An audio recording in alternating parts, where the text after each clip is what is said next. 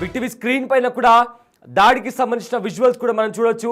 Iran Israel పరస్పరంగా దాడులకు దిగుతున్నాయి. ఇంతవరకు కూడా కంప్లీట్గా ఏదైతే దాడులు జరుగుతున్నాయో అవి కాస్త ఇప్పుడు జనాలు, సాధారణ జనాలు ఉండే స్థావరాలపైన, వాళ్ళ ఇళ్లపైన కూడా దాడులు చేసుకుంటున్నాయి. ఏవైతే సామాన్య పౌరులు ఉంటారో వాళ్ళ ఇళ్ళు ఏవైతే ఉన్నాయో అక్కడ కూడా మిసైళ్లతో, డ్రోన్లతో కూడా విడుచుకోబడుతున్నాయి ఇజ్రాయెల్ ఇంకా ఇరాన్. సో మొత్తం మీద ఇప్పటికే టెహరాన్ను ఖాళీ చేయాలి, టెహరాన్ను ధ్వంసం చేస్తామంటూ కూడా ఇజ్రాయెల్ అల్టిమేటం జారీ చేసింది. వెంటనే టెహరాన్ను ఖాళీ చేయాలంటూ కూడా ఇజ్రాయెల్ హెచ్చరించింది. అయితే ఈ హెచ్చరిక నేపథ్యంలో టెహరాన్ను జనాలందరూ కూడా విడిచిపెట్టి వెళ్ళిపోతున్నారు. చాలామంది కూడా బంకర్ లోపలికి వెళ్ళిపోతున్నారు.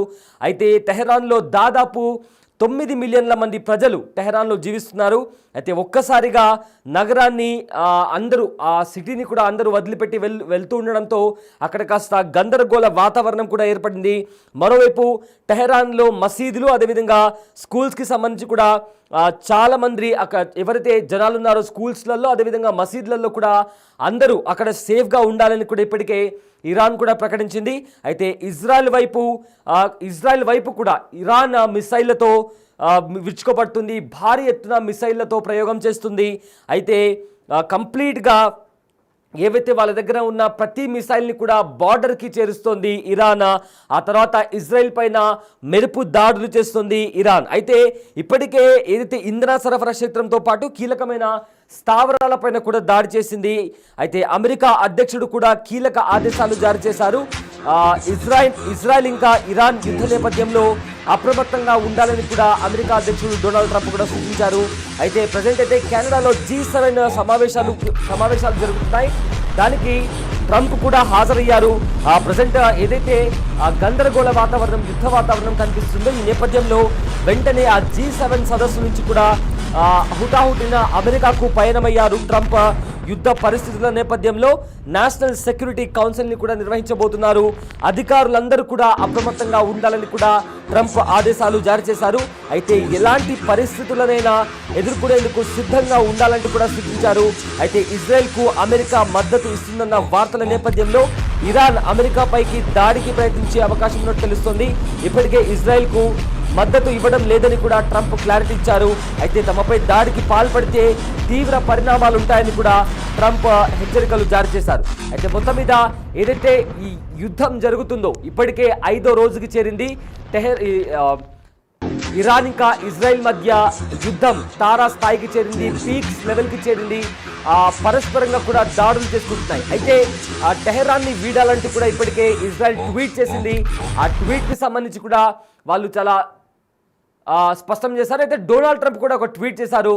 Iran should have signed the deal, I told them to sign, what a shame and waste of human life. Simply stated, Iran can not have a nuclear weapon, I said it over again, everyone should immediately evacuate Tehran అంటూ కూడా Donald Trump, American అధ్యక్షుడు కూడా Donald Trump కూడా tweet చేశారు. టెహరాన్ని evacuate చేయండి, మీ పైన భీకర దాడులు జరగబోతున్నాయంటూ కూడా డొనాల్డ్ ట్రంప్ ట్వీట్ చేసిన పరిస్థితి కనిపిస్తుంది. ఏకంగా అమెరికా అధ్యక్షుడు డొనాల్డ్ ట్రంప్ ట్వీట్ చేసిన నేపథ్యంలో టెహరాన్లోని చాలా మంది ప్రజలు టెహరాన్ని వీడుతున్నారు. అనేక మంది కూడా బంకర్లలో తల దాచుకోవడానికి కూడా వాళ్ళ ఇళ్లను వదిలి కూడా వెళ్ళి బంకర్లో దాచుకుంటున్నారు. అయితే 2 దేశాల మధ్య కూడా భీకర యుద్ధం నడుస్తుంది. అటు ఇజ్రాయెల్ పైన కూడా మిసైళ్లతో, రాకెట్లతో కూడా ఇరాన్ దాడికి దిగుతుంది. ఏకంగా ఐరన్ డోమ్ ఏదైతే ఇజ్రాయెల్కు ఒక ఉక్కు కవచం లాంటిది, అలాంటి ఉక్కు కవచం కూడా ఇరాన్ చేస్తున్న దాడులను తట్టుకోలేకపోతుంది. ఇజ్రాయెల్లో కూడా ఇరాన్ పెను విధ్వంసం సృష్టిస్తోంది.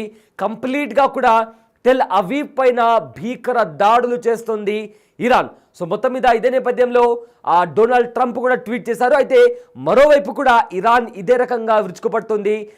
అవతల వైపు నుంచి దాడి తగ్గేంత వరకు కూడా మేము దాడి అనేది ఆపము అంటూ కూడా ఇప్పటికే ఇరాన్ కూడా చెప్తున్నటువంటి పరిస్థితి కనిపిస్తోంది. దీంతో ఈ యుద్ధం ఎలాంటి పరిణామాలకు దారితీస్తుందా అనే ప్రశ్నలు తలెత్తుతున్నాయి. ఇప్పటికే రష్యా ఇంకా ఉక్రెయిన్ మధ్య కూడా ఇలాంటి భీకర యుద్ధం కొనసాగుతుంది. మరోవైపు ఇరాన్ ఇంకా ఇజ్రాయెల్ మధ్య కూడా వార్ అనేది పీక్ స్టేజ్కు చేరింది. పొరపాటున కూడా ఏ ఒక్క దేశమైనా కూడా న్యూక్లియర్ వెపన్స్ని వాడితే అది కాస్త 3వ ప్రపంచ యుద్ధానికి దారితీస్తుందా అనే సంకేతాలు కూడా చాలా బలంగా కనిపిస్తున్నాయి. సో బిగ్ టీవీ స్క్రీన్ పైన కూడా డొనాల్డ్ ట్రంప్ చేసిన ట్వీట్ చూస్తున్నారు. అదేవిధంగా ఇరాన్ ఇంకా ఇజ్రాయెల్ పరస్పరంగా ఒకరిపైన ఒకరు ఏ రకంగా దాడులు చేసుకుంటున్నాయో కూడా బిగ్ టీవీ స్క్రీన్ పైన ఆ విజువల్స్ని చాలా స్పష్టంగా చాలా క్లియర్గా కూడా మీరు చూడొచ్చు. రాకెట్ లాంచర్లు అదేవిధంగా మిసైల్స్తో డ్రోన్స్తో కూడా దాడులకు దిగుతున్నాయి. ఇరాన్లో ఎంత విధ్వంసమైతే ఇజ్రాయెల్ చేయగలిగిందో అదే రీతిలో కూడా ఇరాన్ ఇజ్రాయెల్ పైన దాడికి దిగుతుంది, పరస్పరంగా దాడులకు దిగుతున్నాయి.